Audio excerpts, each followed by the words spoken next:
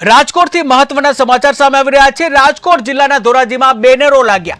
જી, રાજકોટ જિલ્લાના ધોરાજીમાં બેનરો લાગ્યા છે। ભાજપના લખાણવાળા બેનરો લાગ્યા છે।